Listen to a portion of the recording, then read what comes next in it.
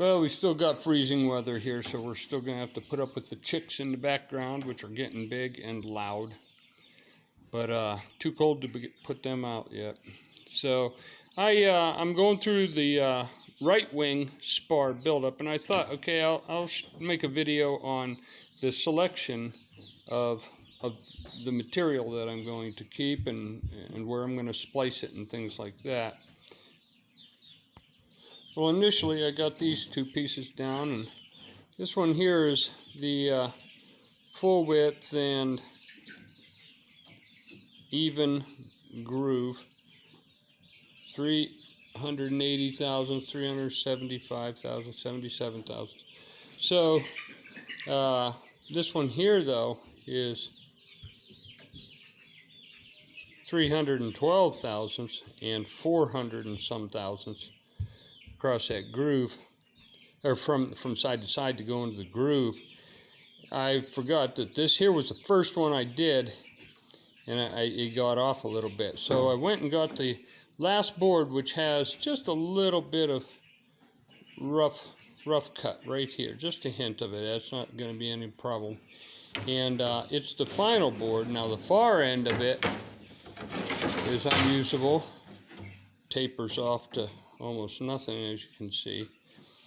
But we don't need that much. We need like 4 feet of it, and we've got it here. And it comes out to almost the exact same measurements as this spar cap here. Nice and even across here. Maybe not right quite there. That's cut off anyways. 359, 386. Huh. It was a little more even most of the way. 380, 388. Okay. Anyways, relatively even compared to that board there. So we're going to use this. Now, how to select where we're going to splice it. If you look at Air Circular 4313 1B, it's not very far down. In one of the first sections, it shows you how to do a scarf joint, and it's good to look for, say the scarf joint is going across this way, it's good to look for sloping grain that's going this way, and on the opposing board, sloping grain coming into it this way. In other words, heading into each other. And so what we're going to do is look for a good place, and right here on this board you can see right there, see that grain there? It starts sloping up, and this one here starts sloping up. That might be a little bit steep, maybe not. But I'll also look down here, make sure that's relatively even. That's nice straight grain. So we're not worried about that direction, but on this direction, there's a slight tendency. So right in here is where we're going to cut it. And say I'll take a pencil and just make a mark generally where I want the scarf joint to start, somewhere in here. It doesn't really matter exactly. Now on this board, we just want to make sure we don't see any anomalies, that we are real bad slopes in the grain or deviations that we can't use.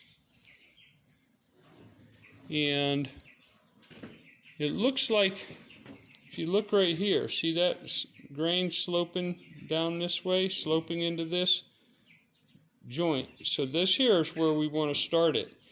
Probably right in this area would be a good place to start it, or end it if you want to look at it that way. Start this angled here and end it over there. So where they're going to meet and match, we'll choose that based on about an 8.5 degree. What is that? What did I say that was? 8 degrees or 8.5? About 7 to 1.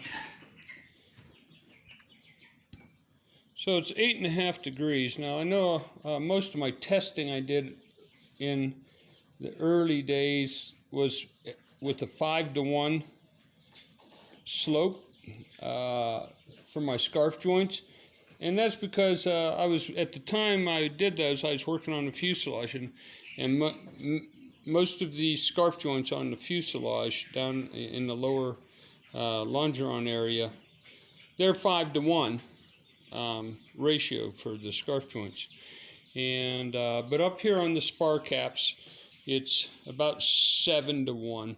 And if you go by air circular 4313 1B, you're supposed to go 15-to-1. Of course, that was made back in the World War II days, where they were building military aircraft. And incidentally, not a single time have I been able to make my 5-to-1 ratio scarf joints break at the joint. If it's, no matter where I put the fulcrum, it always breaks off of the actual scarf joint. The wood breaks. So now that I have this line drawn on this piece, I can line this piece up so that it comes into some of the slope. And right here, I don't know how well you can see it in the camera there, but right here is where the slope really starts. And right here is where this breaks out. So I'm going to go ahead and bring that, kind of even with that there grain right there. Maybe just a little further. Yeah, right about there. So that's where I'm going to put that. Actually, I'm going to slide a little bit further, so this slope where it's coming out over here, it's going to be sloped a little bit. That's going to run just about with it right there. Perfect. All right, so now we've figured out where we're going to slide this board relative to where it's going to be. And let's go right there like that. Now when I'm cutting this scarf joint, I want these boards to be very, very straight. So if there's a tendency for them to be slightly bowed, I want to pull them against the straight edge where I know it's perfectly straight, and clamp them down because they're bowed this way too. So I want to get them clamped down straight against this straight edge, and I'll start with this one out here beyond the joint right here. And then once I get that, then I'm going to slide this one into it, and I'll start with the real long welder's clamp here to reach in at an extreme angle like this, so I can still run the saw and yet have it clamped close to the joint. And you see, one of the problems is you can't really clamp anywhere towards the back side of this because your saw is coming at such an extreme angle. Anything in this area, any clamp sticking out like this is, going to be sticking out way too far. So I have to use this. So the next thing I'll do is I'll pull that second board in and get even a clamp 1.5 feet away is getting in the way. All right, here we go.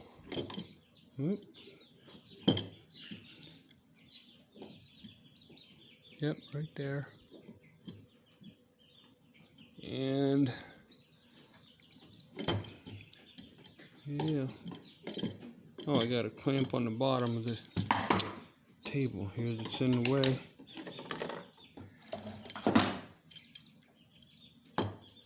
You want it fairly close to where it starts, but you don't want it so close that it's going to interfere with your saw.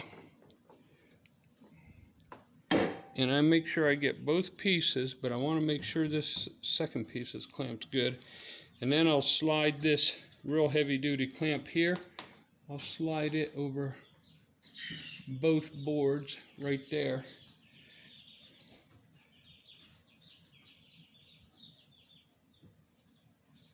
There we go. We're clamped pretty good. Now I'll go down to the far end of this second board, and I'm going to put some more clamps down on it there. So now that we've got it all clamped up, right here's the beginning of my joint right here. And on the far end of the joint, I like this here board right here to be a bit of a guide right there on this end of it. You okay, buddy? Yeah. Oh. You didn't hit me. He ran into the end of my spar cap. Sorry about that, buddy. And then I out here further beyond where the saw is going to be cutting, I also like to clamp it together there. And I suppose there's easier ways to do this and perhaps faster, but this is the best way I've figured out to do it. And they just come out so perfect. Now, right off the get-go, I'm running into this here clamp, so I've already got to move this clamp, move this clamp, and therefore, clear back there, I have to move this here black clamp. That's how long this joint is. So.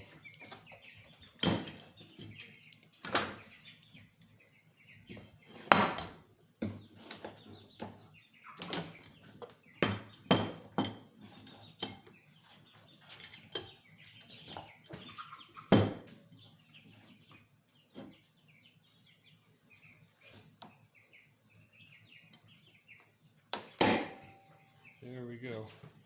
That should be clearance enough. And then I just take my finger and use it as a guide right here. And I'm not really worried too much about the far end. I just get a groove and I keep it relatively right on the line right here. But I get a little groove going. And as soon as I get a little track going, I start lengthening it out right on that pencil mark. And then I lay the front of the blade down. And now I've got a track that it's going to follow in. And I'll go slow like this for, well, this is commercial white ash, so it takes a while. Now, with some kind of pine or Sitka spruce, I'd already have a decent groove in there by now. And then, okay, shoving it out there, I hit another clamp that's going across it. There we go. Now we've got clearance all the way around. I've got myself a slight groove, and I'm not going to take off and just saw. And I won't do it at all. That's still too. There we go. So this is what I'm going to do, and I'll probably do this for a good. With this commercial white ash, I'll do this for 10 minutes. Just this until I get a nice deep track, and then I'll take right off, and then it'll go real quick. But this is one of the reasons that commercial white ash is not a real common aircraft wood. Well, one is its weight, but it's so much stronger per its weight. It would be better. They used it on the Jenny, but for production, this stuff you have to buy extra table saws. Every time I do an airplane or do any significant part of a restoration, I have to get a new table saw blade. So that's one of the main reasons commercial white ash isn't a real common aircraft construction wood. It's nearly perfect otherwise.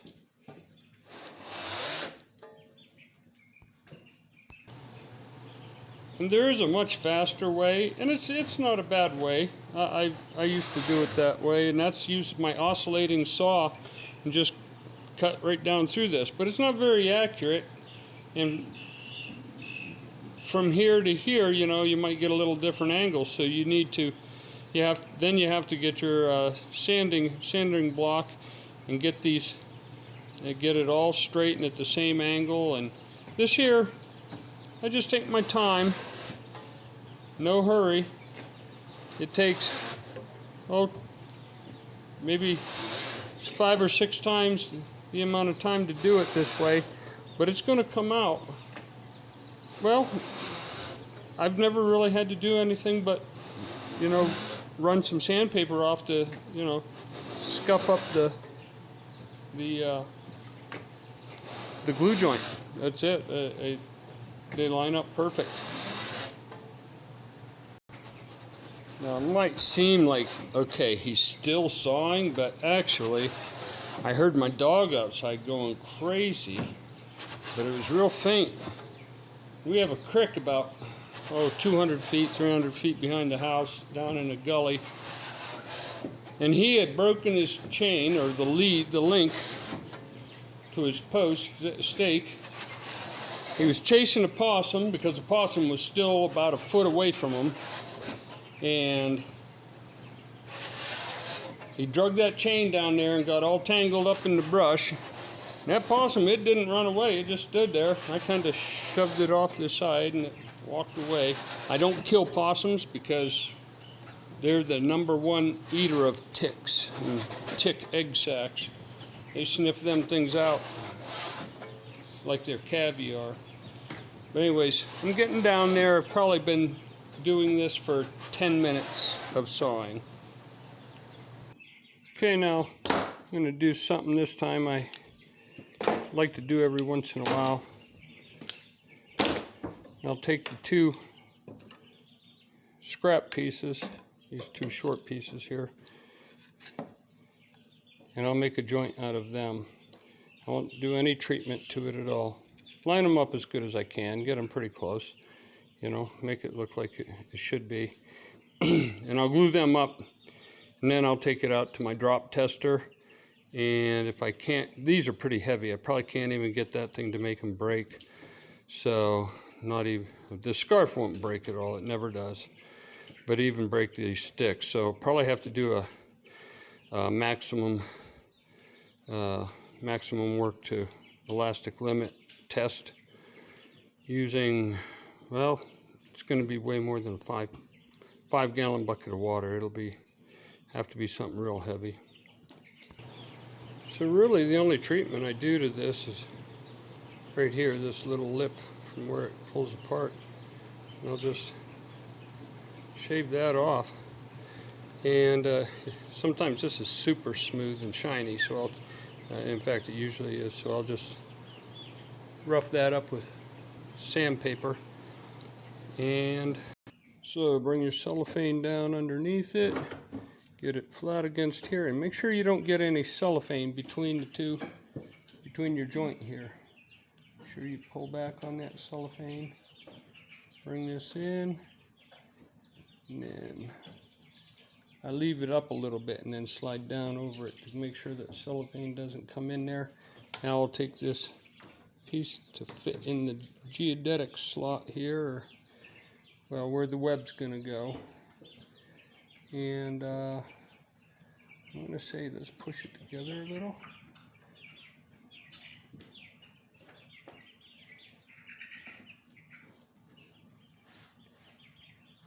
Okay, back it off just a pinch. Right there. That looks about perfect right there. So first thing I'm going to do is clamp down over it, just on either side of this joint, making sure that it's pulled back against the fence, well against the fence. That'll keep the joint from slipping. You know, with this angle, has a tendency to want to slip apart. So we'll get a few clamps going back this way, and then both sides.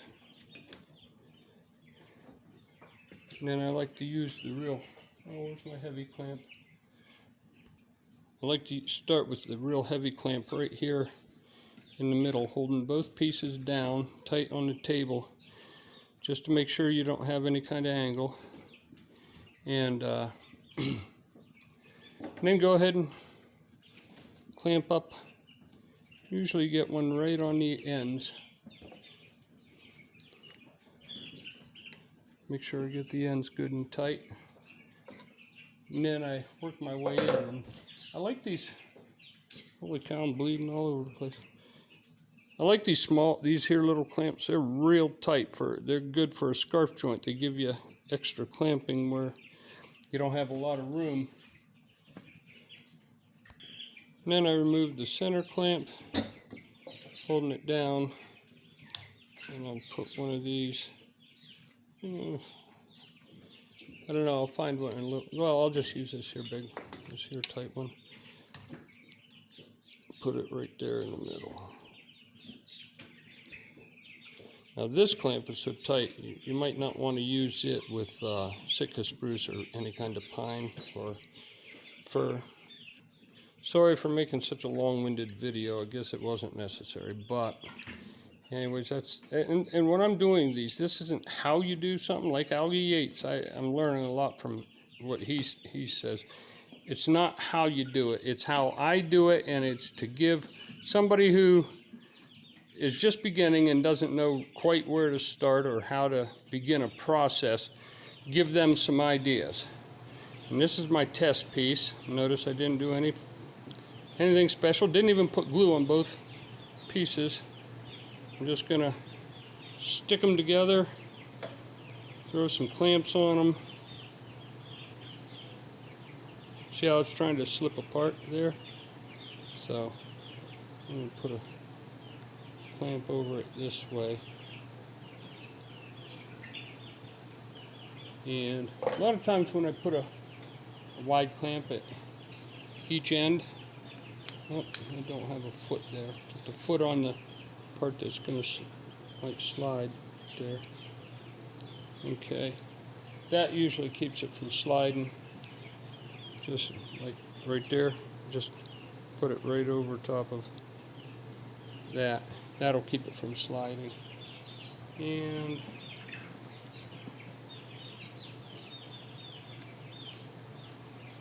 do a few more clamps. And if I can remember to record this, I'll go ahead and show you the test, how I test these.